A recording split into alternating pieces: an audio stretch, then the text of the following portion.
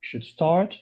I'd like to welcome all to our fourth edition of the Symposium Mind, Cognition, and Phenomenology. The symposium was conceived by Rodrigo Gouvea, Flávio, Curvello, and myself, so as to promote debates on topics such as philosophy of mind, philosophy of psychology, cognitive science, philosophy of psychopathology, among other topics, and especially, but not exclusively, as far as these topics revolve around phenomenological intervention.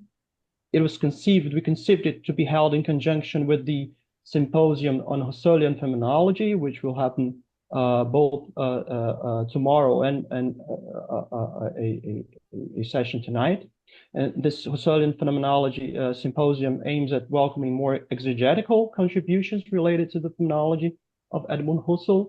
We already had in both events contributions by Alice Serra, Stephen Gouvea, Joseph Ledoux, Lilian Alves, Giovanni Rolla, Andrea Abad, Sheila Tomé, Celia Cabella, among others.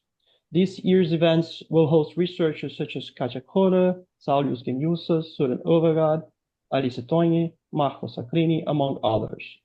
In this morning sessions, we are having Katja Crone, Søren Overgaard, and our own Rodrigo Gouvea. So we hope our future editions will be held in person. We have the opportunity to welcome researchers from around the world here in Brazil. And before introducing Professor Crone, I'd like to say a few words in our native Brazilian Portuguese. Bem-vindos, gostaria de dar as boas-vindas a todas as pessoas. Essa vai ser uma sessão em inglês, com convidados internacionais. Esse é o quarto simpósio Mente, Cognição e Fenomenologia, pensado, concebido pelo Flávio, por Rodrigo e por mim, para justamente dar conta de filosofia da mente, filosofia da psicologia. A ideia é justamente desenvolver esse diálogo da fenomenologia com a filosofia da mente. Ele é feito, desenvolvido em conjunção com o simpósio de fenomenologia husserliana, que também vai acontecer. Teremos uma sessão hoje à noite e mais as outras sessões amanhã, né? Eu acho que, sem mais delongas, eu vou passar a apresentação da nossa palestrante. So, switching back to English, I'd like to introduce our first presenter, Professor Katja Crone. Professor Crone is a professor of philosophy at the Technische Universität Dortmund, Dortmund University. She mainly works on topics related to the philosophy of mind, focusing on self-consciousness, personal identity, social cognition, and collective intentionality. She's been a visiting professor at the University of Osnabrück, scientific collaborator at the German Ethics Council. In 1999, she held a research fellowship at King's College London. She was awarded in 2004 the Young Researchers Prize by the Joachim Jungius Society of Science for her PhD thesis on Fichte's theory of subjectivity at the University of Hamburg. She took her habilitation on identities of persons, a structural analysis of biographical self-understanding at the Humboldt-Universität zu Berlin in 2015. And today she'll be presenting a talk entitled The Annual Birthday Party, How Specific Are Personal Memories. Professor Crone, it is an honor to have you with us. I'm very much looking forward to your talk, and the proverbial floor is yours. The screen is yours. Thank you very much, and I'm very much looking forward to your talk. Thank you very much, Paulo, for this kind introduction, and thank you very much, Rodrigo, Paulo, and Flavio, for inviting me to this really exciting event. May I share my screen? Is that possible? It should be, right? So, can you see the screen? Is that visible to everybody?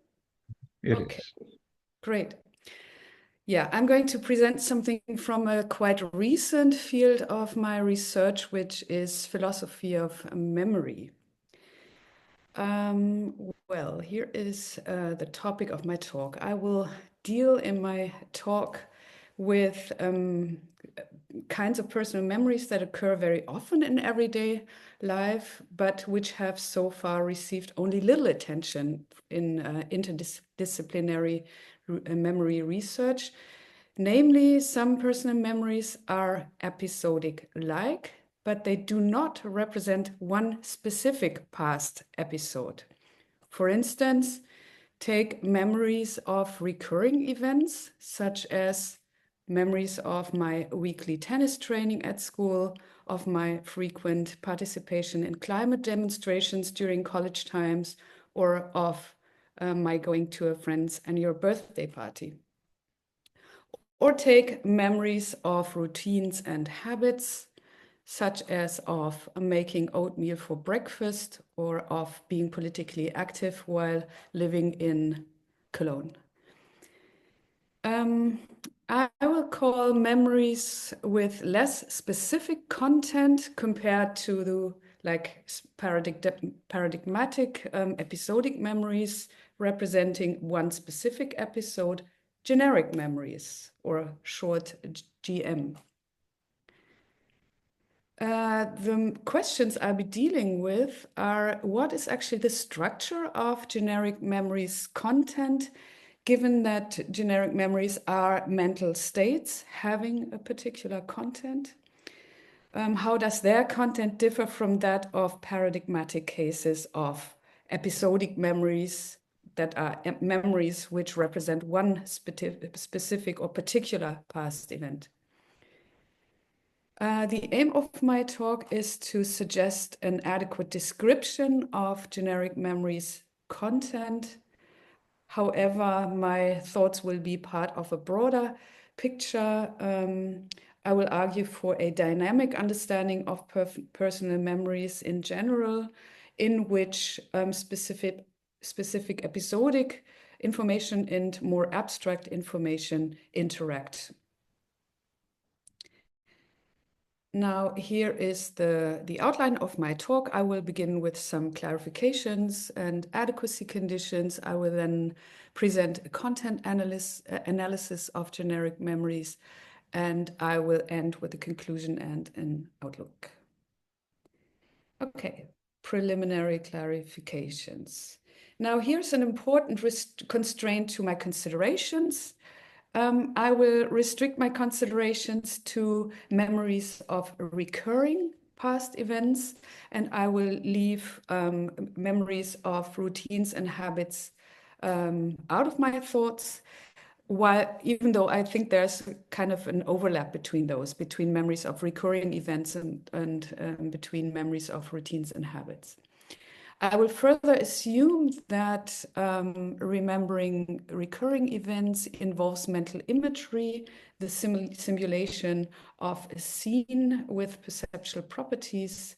And I mean, by this restriction, I'm not claiming that there are maybe other formats, other representational formats possible of memories of recurring events, which are maybe less perception-like or imagery-like. Especially think of episodes dating back a long time ago. So it may well be that remembering episodes that date back a long time ago, the content of those memories might be less imagery-like. But today I am focusing on the format which involves mental imagery and the simulation of a scene.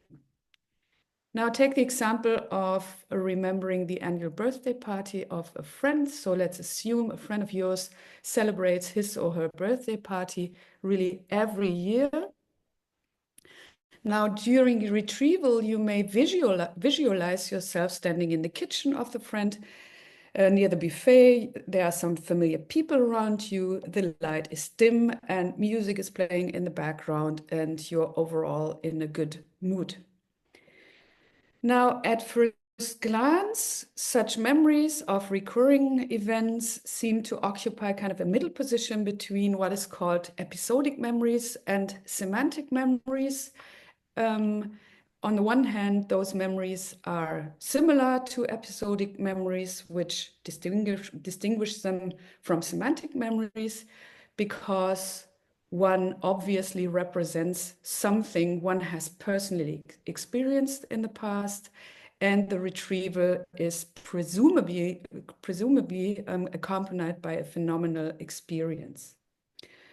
But obviously, those memories are also similar to what's called semantic memories, and this distinguishes them from episodic memories because the content is relatively abstract. One does not represent one singular or particular episode, and the time of encoding is not, or let's say it is probably less relevant. So when you remember your friend's annual birthday party, it is not important whether the party has taken place 2 years ago or 3 years ago, 4 years ago. So this is what is meant by this remark that the time of encoding is less relevant.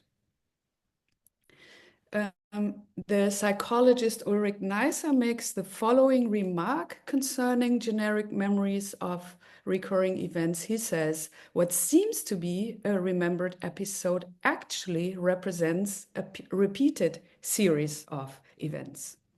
And this is why Neisser calls generic memories rhapsodic memories. So he coined this term rhapsodic memories, and it is equivalent to what I call generic memories. Now, from the quote, we get 2 interesting features. The first feature is this. On the face of it, the memory is like a paradigmatic case of episodic memory of one specific past episode. But in reality, the memory represents a series of episodes and not one specific episode. I will use these 2 properties as adequacy conditions for the analysis of the content, which I will present in the following. So these will constrain my analysis. Here is the first, which I will call the specificity condition. Generic remembering requires the representation of a scene involving mental imagery, and it is accompanied by a phenomenal experience. So it is presumably the case that when you recall those annual birthday parties of your friend, that you are kind of simulating a scene with audiovisual properties, and this retrieval is accompanied by phenomenal experience and a sense of reliving. At the same time, and this is what I call the non-specificity condition, the represented scene is such that it can stand for a series of episodes forming a class, and this is what I call the proxy property. So the representation functions as a proxy for other or similar episodes. Now, these 2 conditions, as one can see, are in a strange tension to each other. They even seem to be incompatible, but I will show in the following how those 2 may be reconciled and how we can arrive at an adequate description of generic memories content. So this will be my task in the following. Now, to make those 2 conditions more concrete or to illustrate them a bit more, I will apply them to my running example, to the memory of a friend's annual birthday party. The first adequacy condition, the specificity condition, requires the representation to be quite specific. So one presumably brings to mind a party scene from a sequence. For instance, you enter the friend's apartment, music is playing in the background, you hear loud voices, and you're saying happy birthday to your friend. Now, the second adequacy condition, the non-specificity condition, requires that the represented birthday party scene is such that it can stand for similar birthday party scenes of the friend, forming a class. Now, the question I want to address is, how does the mental state actually have to be structured in order to have this very function, the function specified in adequacy condition 2, the proxy function? Now, at first glance, it doesn't seem plausible at all that one represents an event that stands out of the class of events. For instance, an event that has exceptional features compared to other members of the class.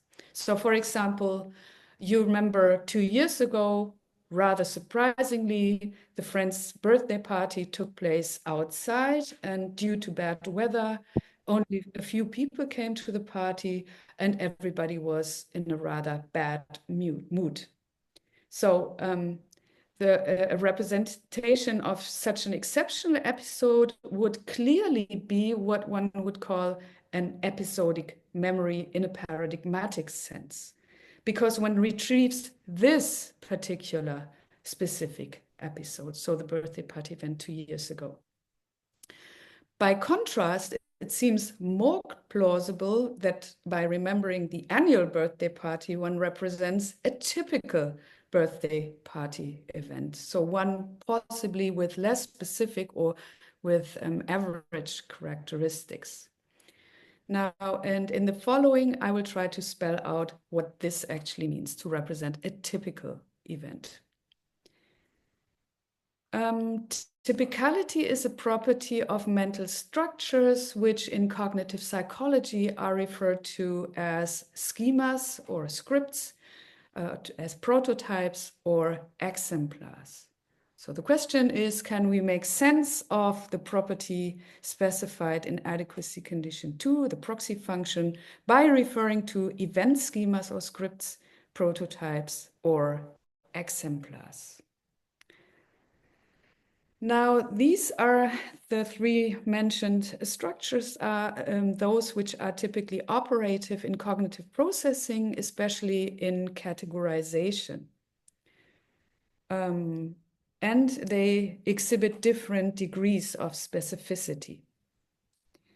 The most abstract structures are event schemas or scripts, and at the other end of the spectrum are exemplars as the most specific structures, and in the middle position, one can find prototypes. Now, I will, in the following, go through each one of these cognitive structures, apply each one of them to the example in the light of the adequacy conditions in order to derive general claims about the content of generic memories.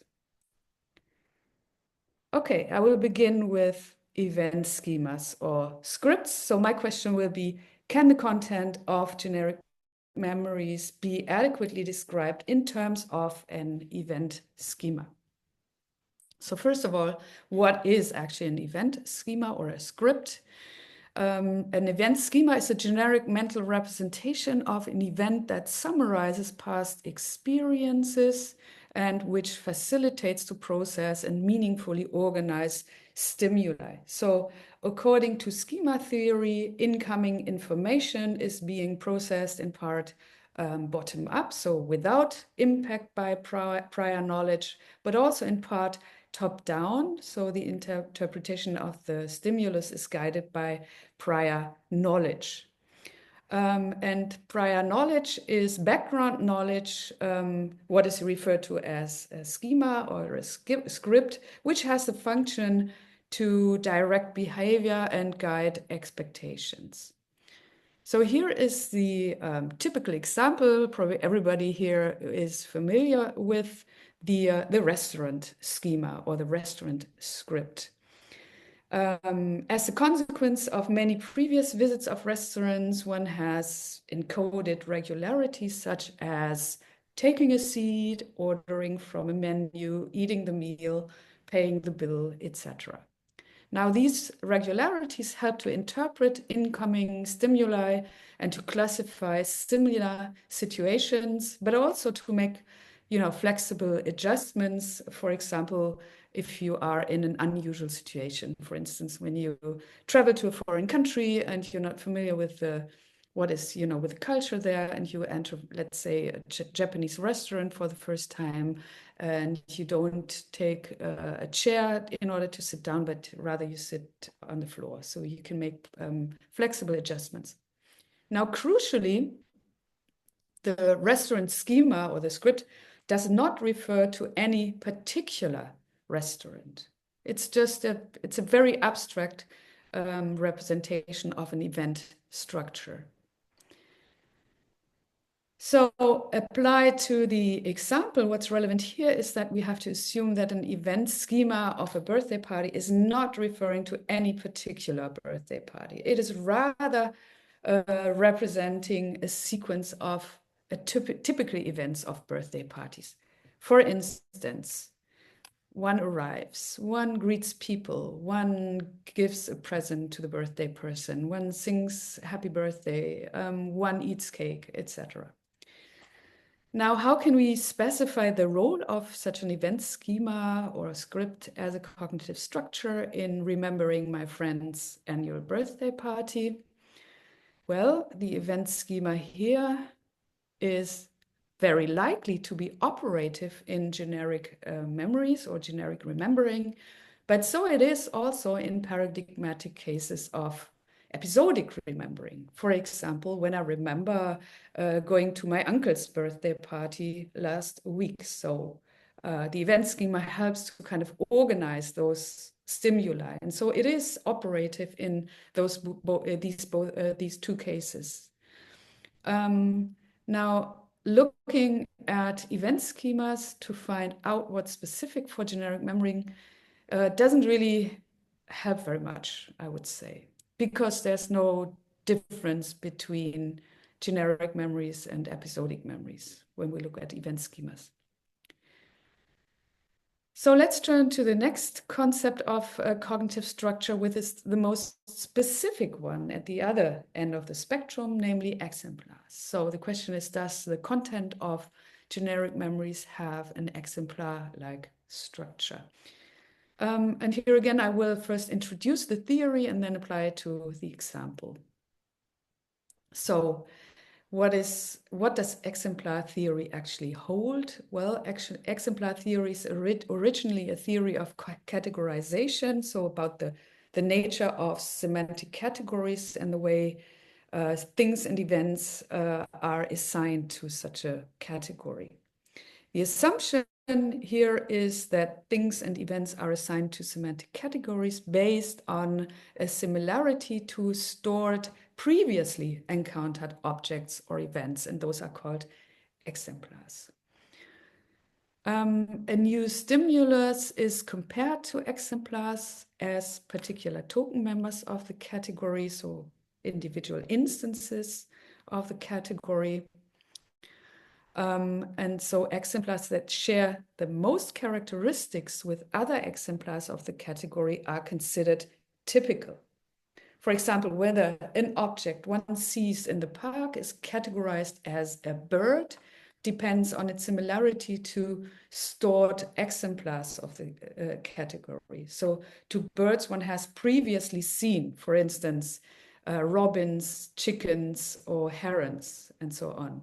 And the process of categorization is especially quick when the object one sees has a particular large number of properties in common with the typical exemplars, say a robin one has formerly encountered or stored.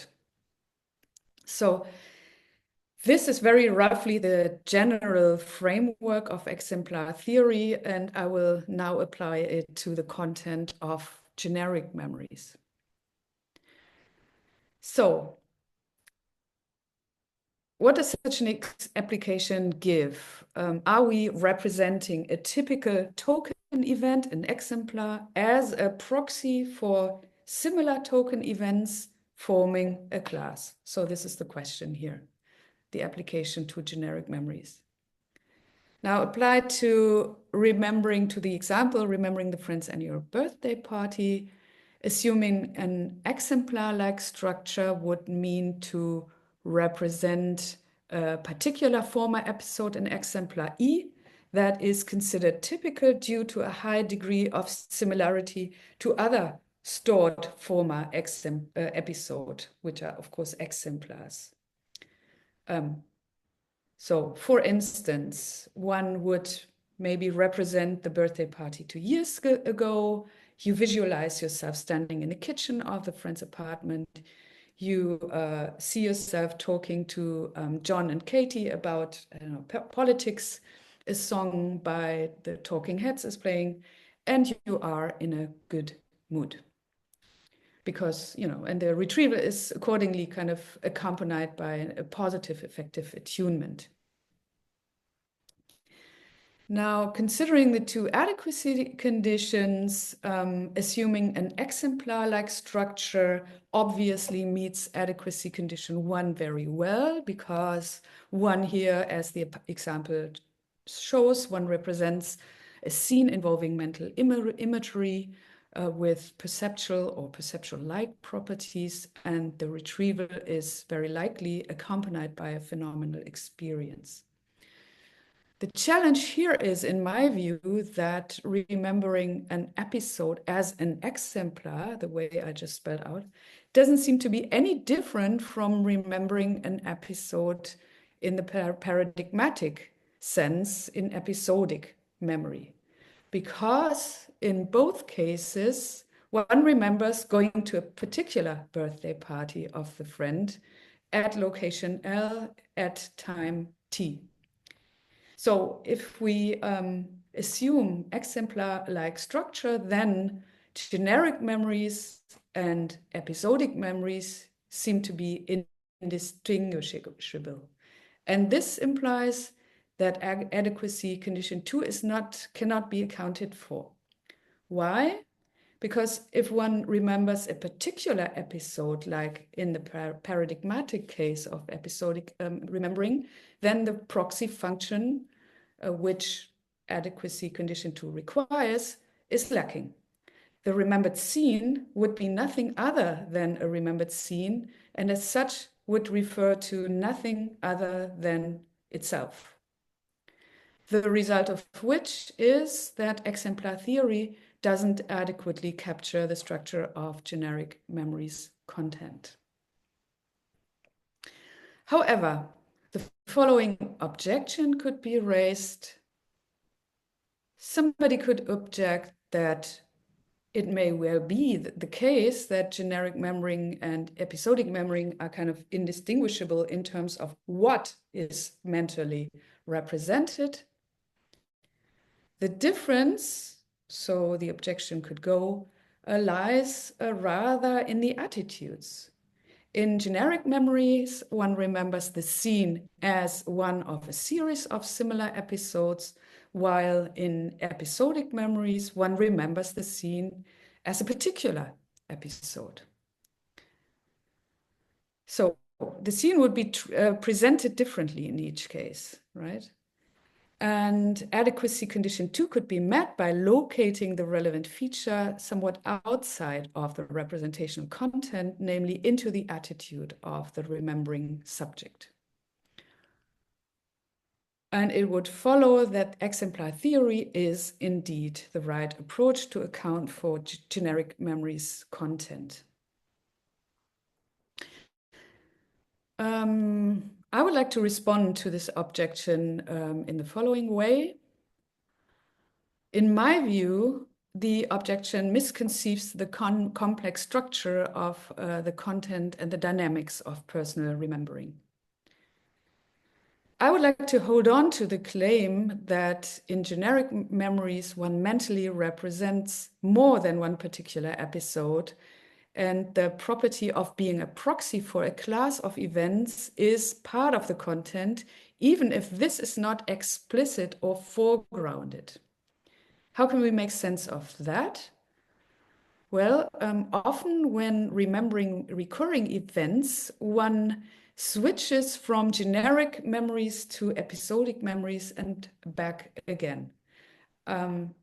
It seems to be quite common that based on a generic memory, 1 may zoom into episodic details and thereby forming a paradigmatic episodic memory. And this may even differ greatly from what is represented in the generic memory. For instance, a given context of recalling my friend's annual birthday party may trigger recalling 1 specific party. For instance, when something extraordinary happened, let's say a really famous DJ showed up and started dancing, I don't know, excessively. And in my view, the most plausible explanation for this dynamic is that generic memory's content is relatively abstract, which allows for a smooth filling in of quite different episodic details, depending on the context of recall.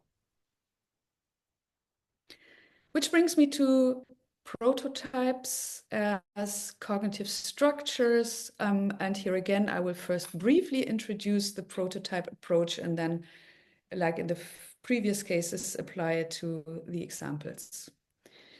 So the question here is, does the content of generic memory have a prototypical structure?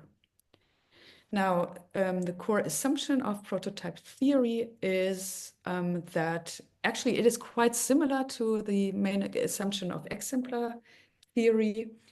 According to prototype theory, things and events are assigned to semantic categories based on a similarity, not to an exemplar, but rather to a typical or an average representative of the category. According to studies, some members are more central than others and particularly typical for that category. For instance, take the category fruit. Apples are more central than papaya or dragon fruit. And it could be shown in experiments that test persons are very quick in assigning a thing to a category if this thing has a particularly large number of features in common with the prototype. So they assign things with higher probability to a category.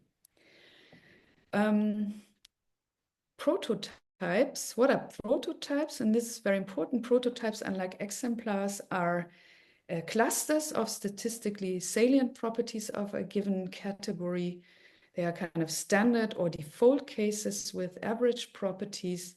And crucially, prototypes are abstract entities.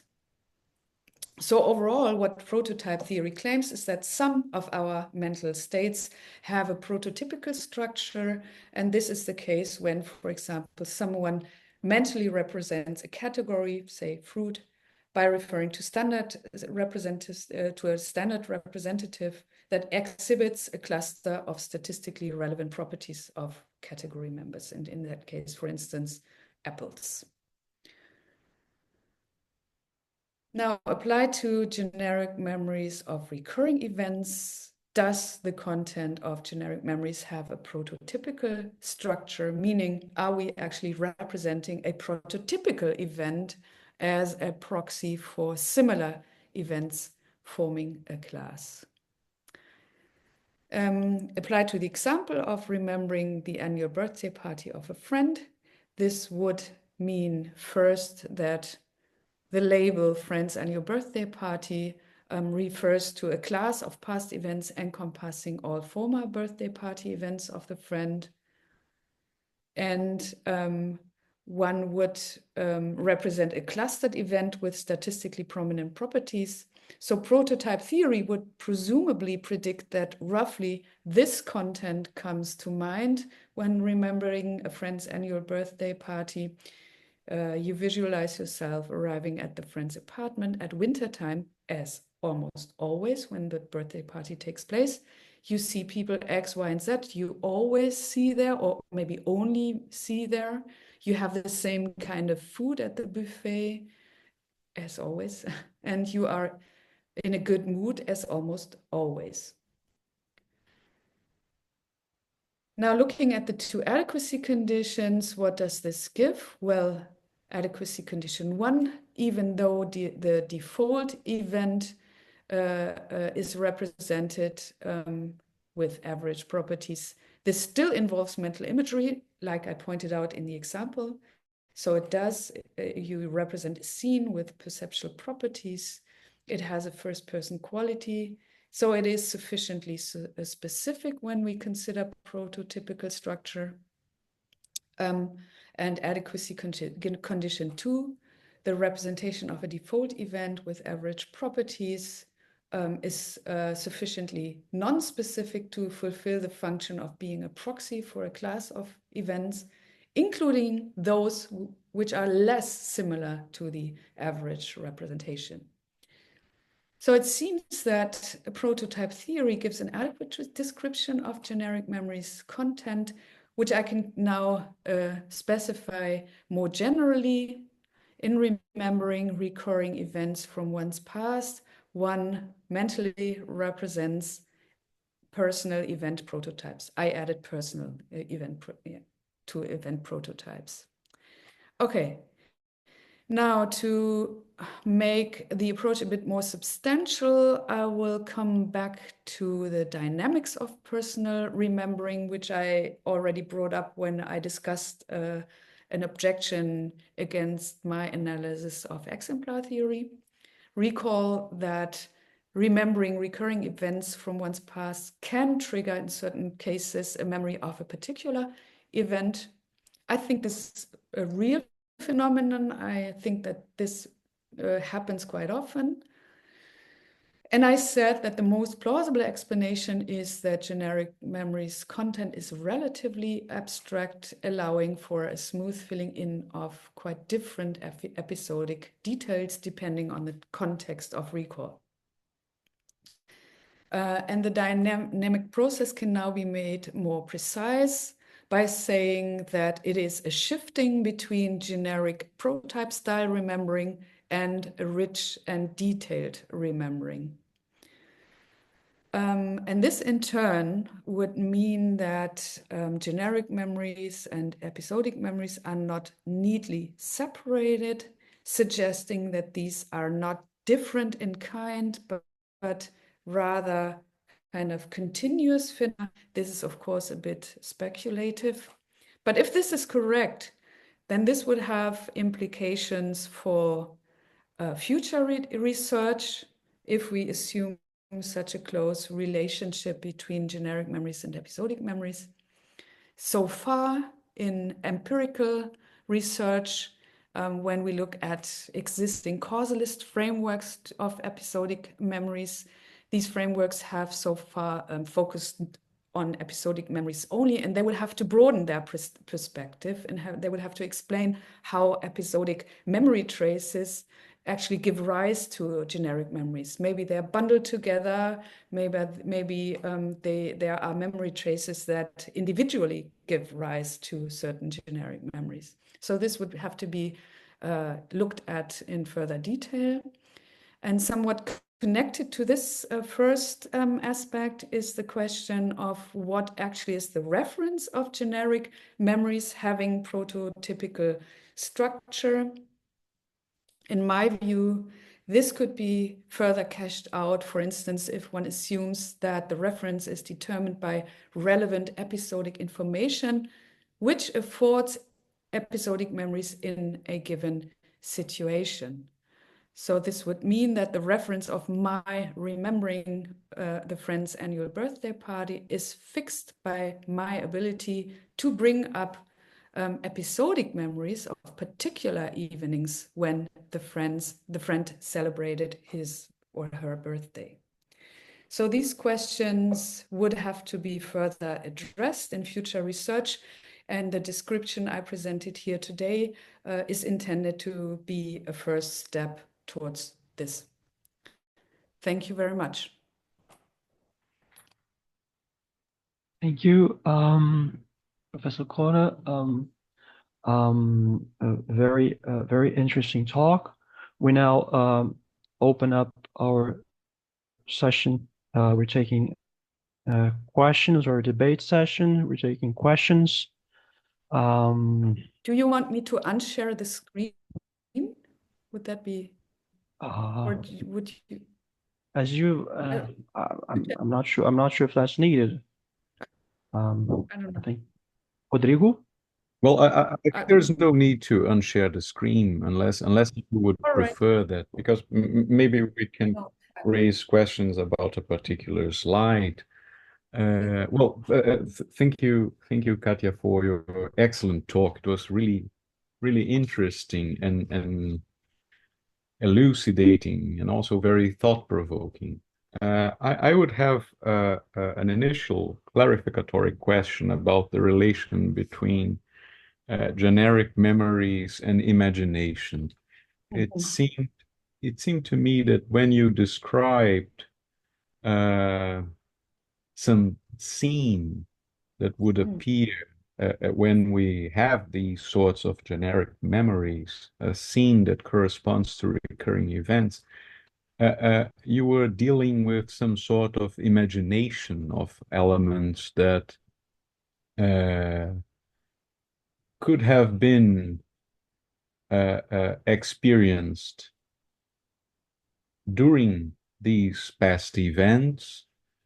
But in a sense, since we are dealing with generic memories, some parts of these scenes could also be the product of an imagination that just put in elements that were not actually experienced. Of course, the salient elements, the face of the friend, the music that was playing, and so on, were or have been seen, have been heard before, but other elements in the scene appears to me to be products of imagination.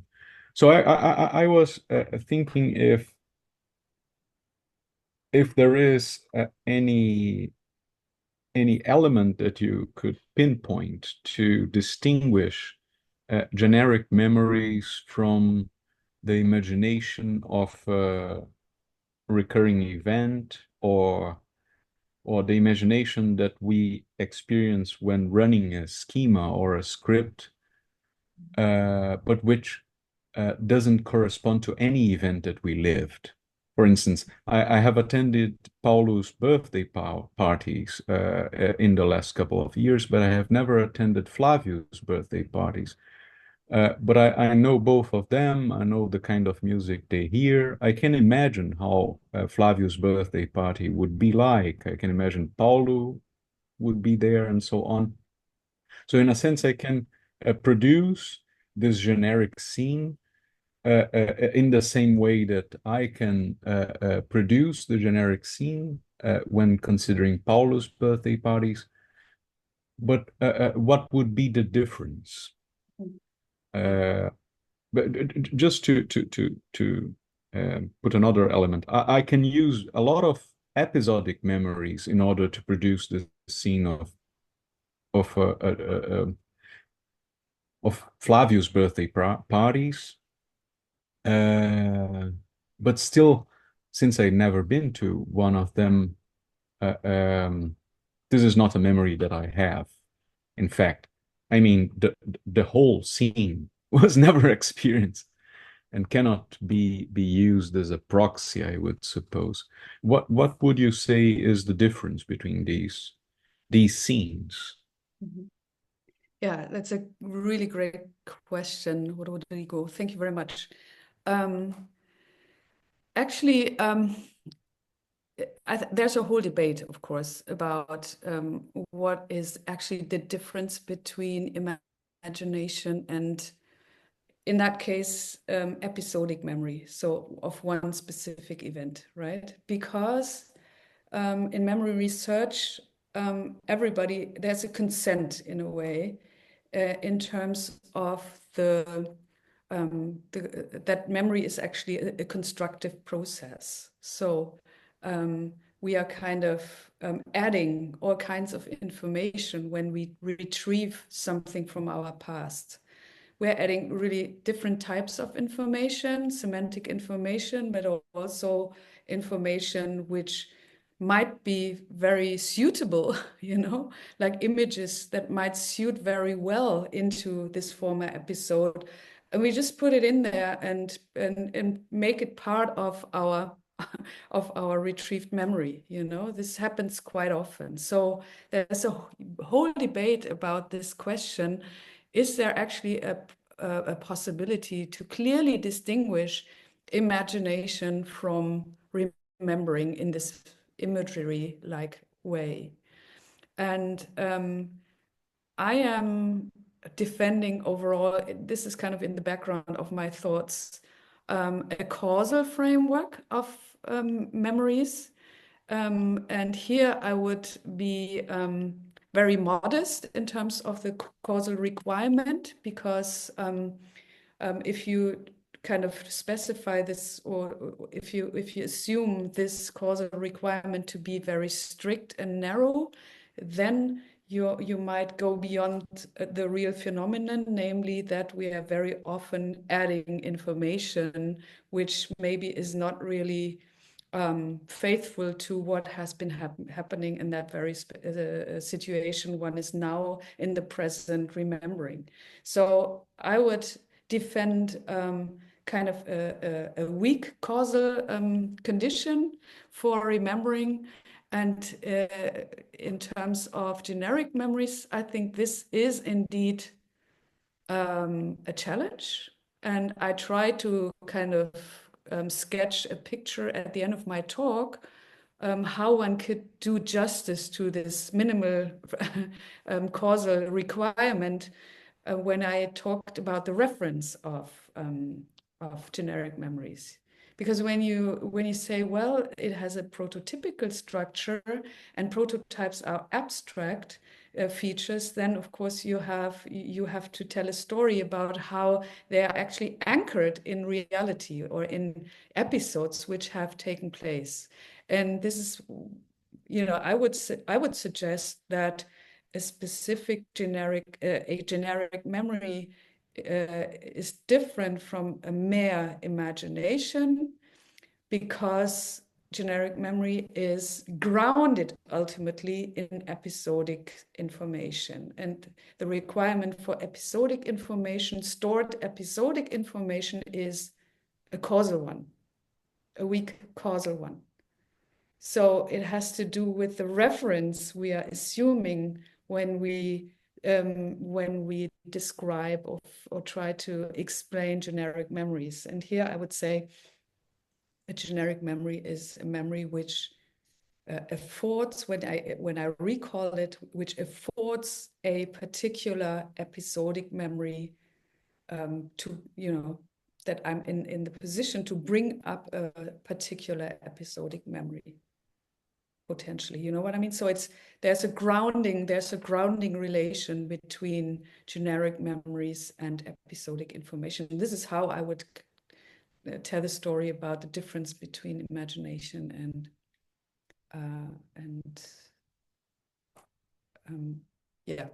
between imagination and clear-cut memories. You know what I mean?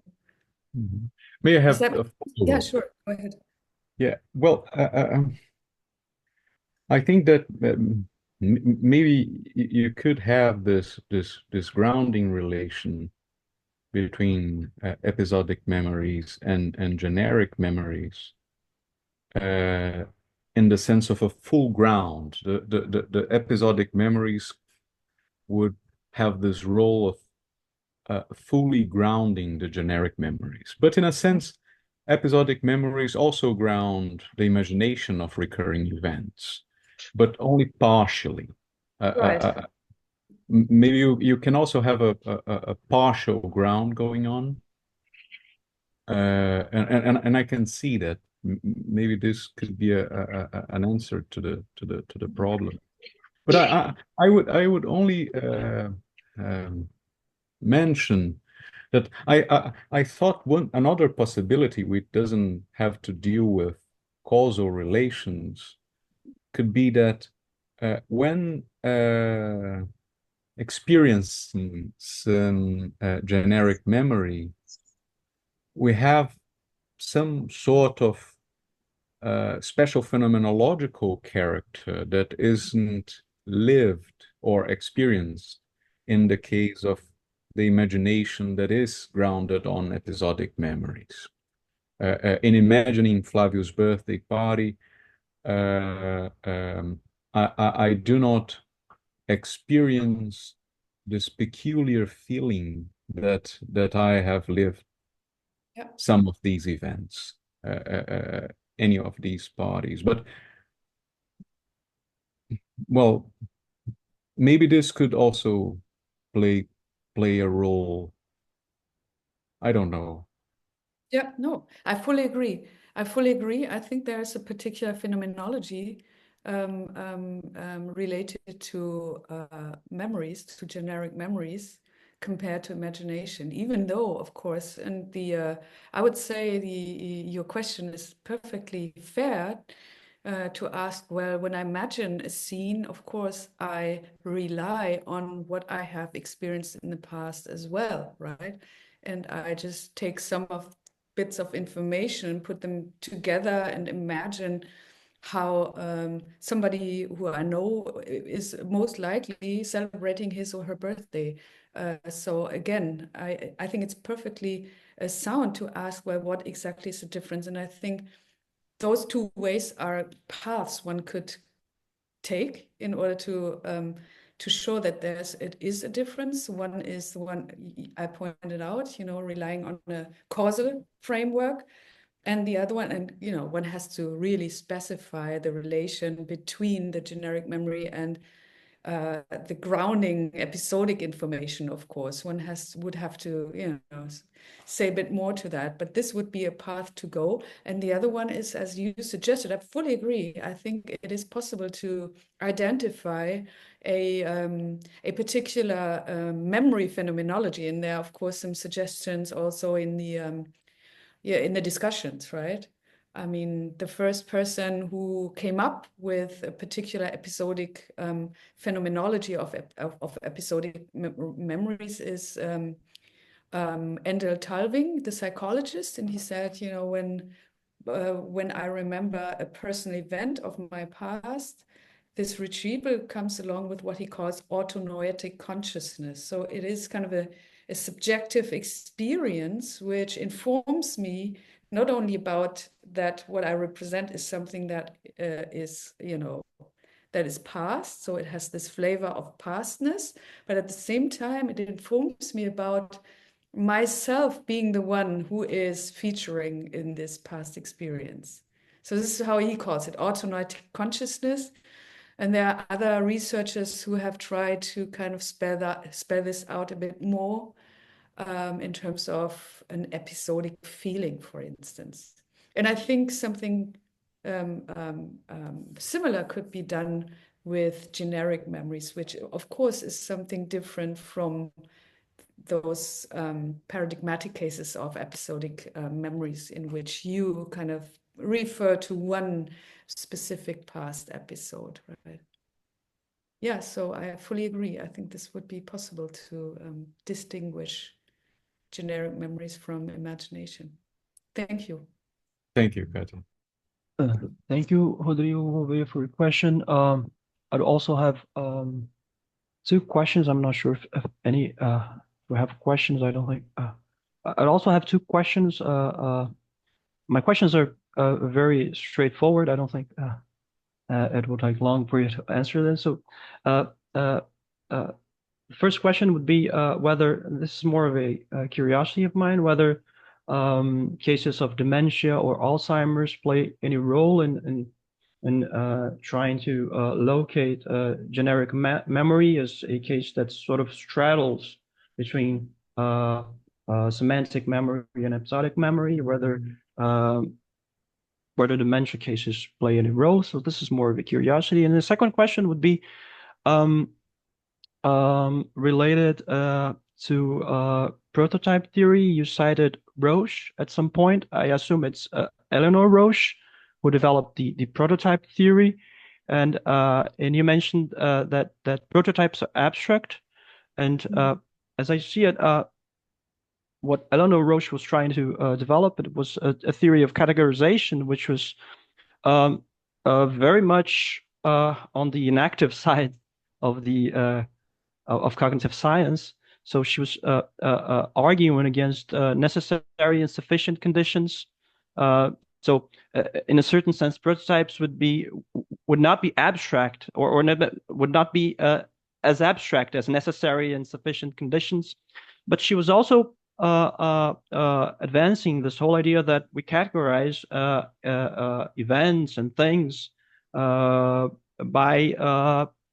action, by having a bodily relation with the world. So the second question would be related to the issue of corporeality, of body, embodiness, whether an embodied approach plays any role in your account. You've been talking mostly about representations and so forth. So these are my two questions. Thank you very much. It's very, very instructive for me and insightful.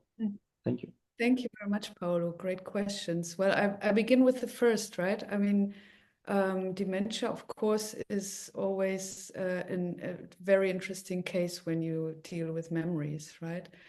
But here one, of course, has to kind of distinguish between different states, like different levels of dementia and severity levels and cases, of course. But I haven't dealt with this concerning generic memory so far, but I'm aware of studies that show that elderly people, when you get older, of course, your capacity to clear-cut remember details fades ultimately. It's kind of a truism, of course, but apparently let's assume that this is really the case. And apparently elderly people, they are more likely to remember in this generic mode than episodic memories. So they do have those more abstract personal memories, or they have a tendency to have those a bit more abstract personal memories. And one could maybe generalize from that a person developing dementia is likely to, when the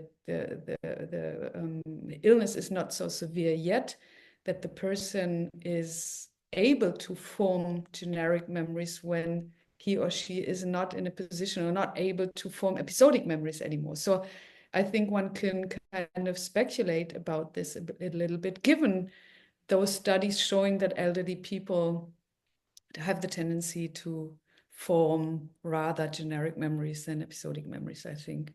I don't know if that helps a little bit. Okay, yeah. The second question, maybe it was a bit misleading to say that prototypes are abstract entities. This is something I don't have from Roche, but rather from James Hampton, who is kind of a psychologist working with prototype theory very much and introducing prototype theory to very different fields in psychology. Roche was kind of the pioneer, right, of prototype theory. And she wouldn't call those prototypes abstract, I would say, but rather I think what she did, she kind of worked with feature lists, right? Saying that what characterizes a representative of a given category most are certain features. But this is, I think, something which they do rather in a lab than in everyday life. You know what I mean? When we have a prototypical representation of something, a more abstract representation of a given category, we are not operating with feature lists, but rather we have kind of a picture or a mental imagery of, say an apple rather than I'm not representing a feature list of apples in order to say, well, this is my typical example or of the category fruit. The embodied and of course you're right, Roche and also subsequent approaches of prototype theory, they hold on to the let's say the initial approach of Roche, saying categories are not defined in terms of necessary and sufficient conditions, but it's rather, like a family resemblance thing. So a given category is kind of vague at the edges, right? And there may be an overlap with a neighbor category and so on. So there are no clear-cut borders between categories. And so this is how everyday life categorization apparently works. And I think this is quite convincing on the whole.